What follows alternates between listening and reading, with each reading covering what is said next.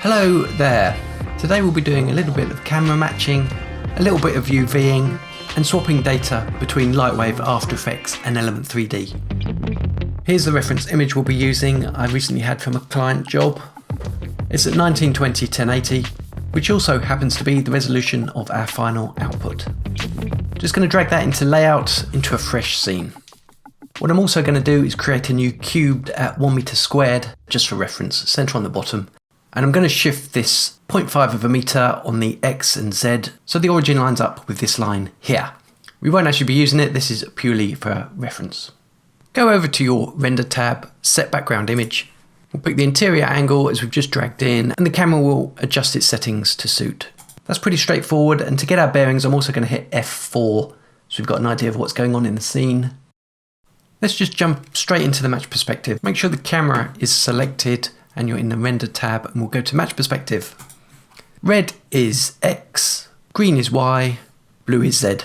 So let's just marry up as best we can these little handles.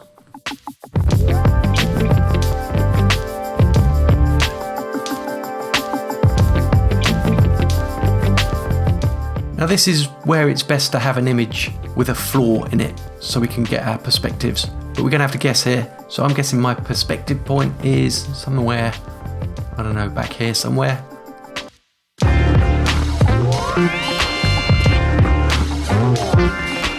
That's not looking too bad. Let's press N on the keyboard for some more options.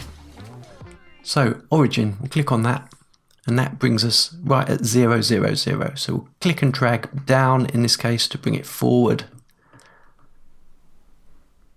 We haven't got the floor, so that's as close as we can get, but that's far too big. Where it says fixed height, we'll go to height from floor. We'll drag this bottom here and we'll loosely guess what 1 meter in height would be.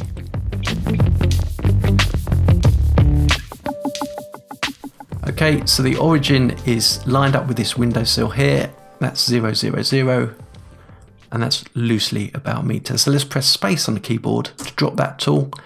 And because the ground is actually down here, we're manually just going to move the camera up a little bit. Now remember, if you're not happy with any of this, you can always go back and make tweaks, but you want to do this at the early stages, certainly before you start UVing your object. Just a couple of other tips while we're here. If you're not sure about an angle, just move the camera to another frame and go through the whole process again. However you want to do that. And it will create a key, but you haven't actually lost your initial move. And also if you right mouse click over one of these nodes, you'll get a zoomed in view, which is good if you've got markers. And it also slows the movement down so you've got a fine adjustment. But for now, I'm happy with what I have. Let's move on to Modeler. So this is quite a straightforward process actually. I'm going to the right hand panel here and I'm going to go and choose Layout View. So we have the background image looking through the camera. First move is to create this wall here. We'll just do that with a box. So we'll start at the top. We'll make sure the base is at the bottom. And this left hand side is at 0 coordinates on the X. And press V, Z, make sure that is also at the origin. So you can see straight away here it's not perfectly aligned, so we could go back and tweak that. But I'm going to keep it as is for now. From here on, I'm just going to use the knife tool, select an edge and extrude.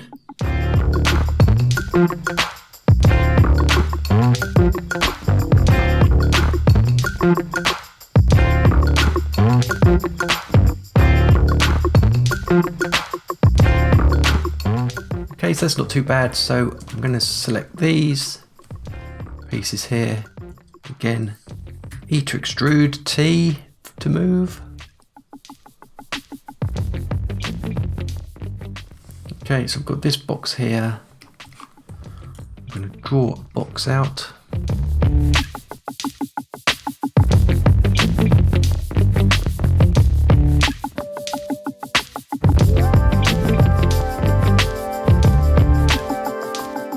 So I'm going to flatten these out, H, and we're going to add a roof onto this. Flip that, and I'm also going to add a ground. So ground plane, just so it covers up, just so it covers the floor, V0. Okay, to those two, I'm going to select both of those, cut them and put them in a new layer. So they're out the way. In fact, I probably don't even need those 2 points, do I?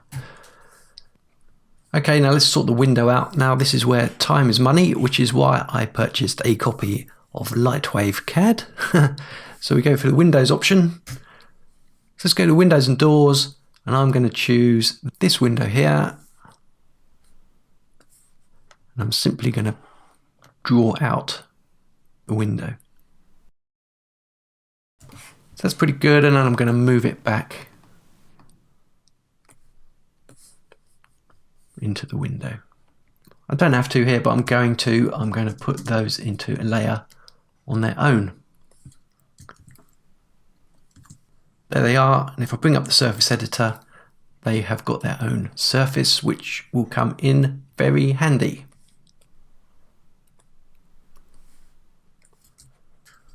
Okay, final stage, I'm just going to tighten up this space here. So I'm going to select these points and move them accordingly. So that's all good. Now for the laborious task of UVing, but I'm going to keep this super simple, and I'm just going to use Atlas. You can go to town on yours, I'm not going to. So let's go to texture, plus, let's call it room, live update. So let's have a look at see what that looks like. Obviously wrong, but I'm going to Atlas here. So I have enough there to select what I need and move into position. So we'll come back after I've done that. So here we are, probably not the best unpack you've ever seen, but it'll work for this. So I've basically got this wall here as one continuous piece, and then I've got the side bits. And the walls here are compacted together, we're not really going to see those. And this lower part is down here.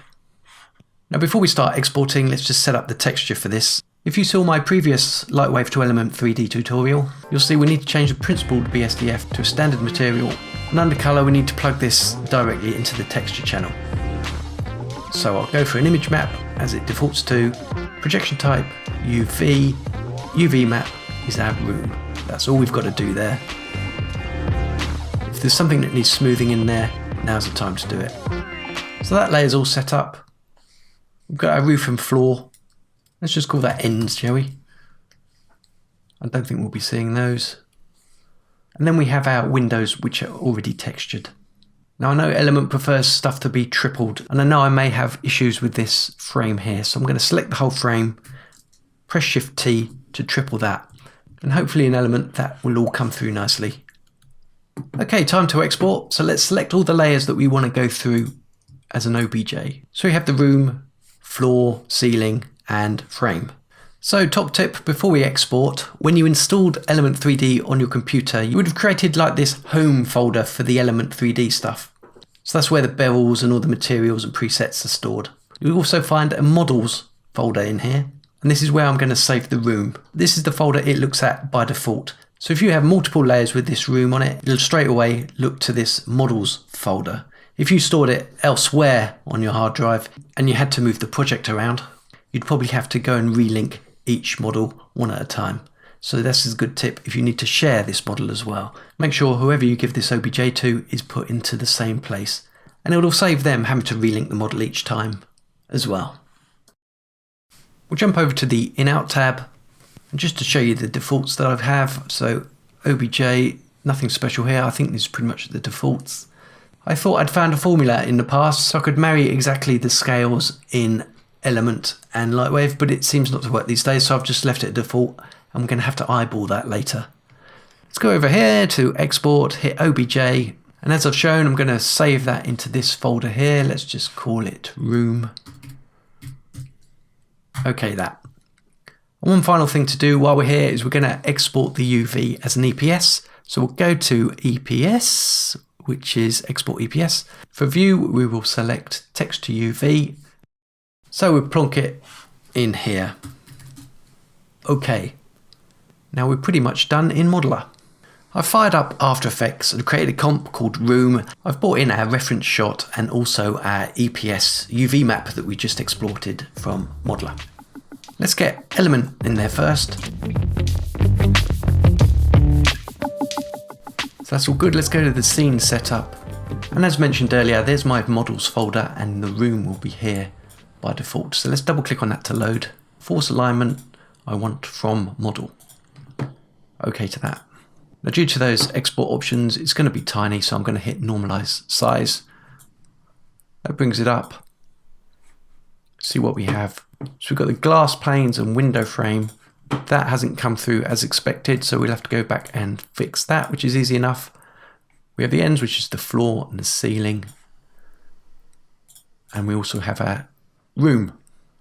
So default, this is what the room textures applied to, and we should see down here that we are set to UV coordinates. We'll keep the windows turned off while we get set up, and we'll OK to that. So here's the room, and we can see where that origin point is. Now we know this is at 0, 0, 0, so I'm going to go over here. So for the position 0, 0, and the position is 0. We'll have to eyeball this particle size, but you'll notice we have no camera. So let's go over to layout. There's our scene. Let's select the camera and we go over to the in-out tab and we will click send to AE. That's great. Now jumping back to After Effects, here's the camera. I'm actually going to remove all these keyframes because they're not doing anything. Let's knock the opacity down so we can see kind of what's going on here. Up to particle size, we're going to scale that up so it marries up with how we set it up in Modeler. That's good, but we can't actually see the walls, so let's add a light, point light, just for reference. We don't need this reference anymore, so I'm just going to turn it off. So let's set up the UV map for this chap. So what I'm going to do is I'm going to create a new comp, call it room UV, and I'm going to make it square like the UV map at 1024. I'm going to drag the room EPS into there and Command Option F to make it full screen, and then collapse it for full quality. Okay, so back in the room, let's grab us the room UV and turn it off. Under Element, we'll go to the Custom Layers.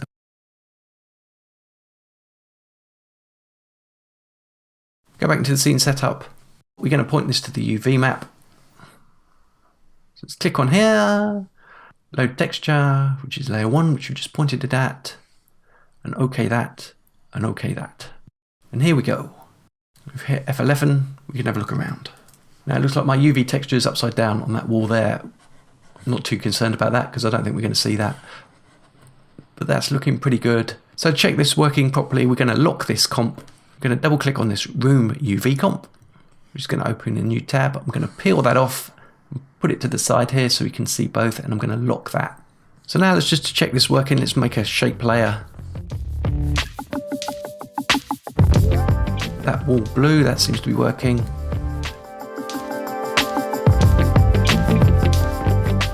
There we go, and our walls seem to be working as well.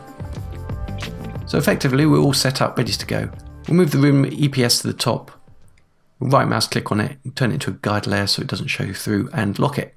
So we now have a reference of our UV map and we can texture it however we like in here. Let's sort out those window frames. So we'll jump back to Modeler. Here they are here. Now I tripled them last time, but I didn't do all of them. So all I'm going to do is the same process, but without selecting anything. So Shift T, which will triple the whole lot. I need to select all layers again. In-out tab and export as an OBJ. And I'm just going to overwrite the version we saved earlier. So click on that, save and overwrite. So it doesn't automatically update in Element. What we've got to do is we've got to go to the room, which is this one here. We'll click on the E3D, scene setup. Let's turn those on and it should have just automatically updated itself, which it has, which is excellent. Now, if you wanted to save a new model out, you could just go right mouse click, replace model. But for now, this is working exactly as I want it. Okay, great. And that's basically the whole process. You now have enough in there to get on with the texturing and any camera moves, animations, lighting, whatever you need to throw at it. What I really like about this workflow is you can work in either After Effects or Lightwave. If you're more comfortable animating the camera in Lightwave, do that and just send those details through to After Effects.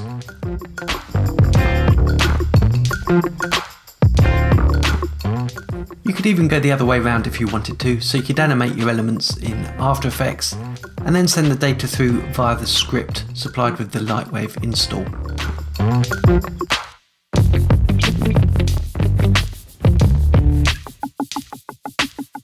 Here's a little breakdown of the scene I showed at the beginning.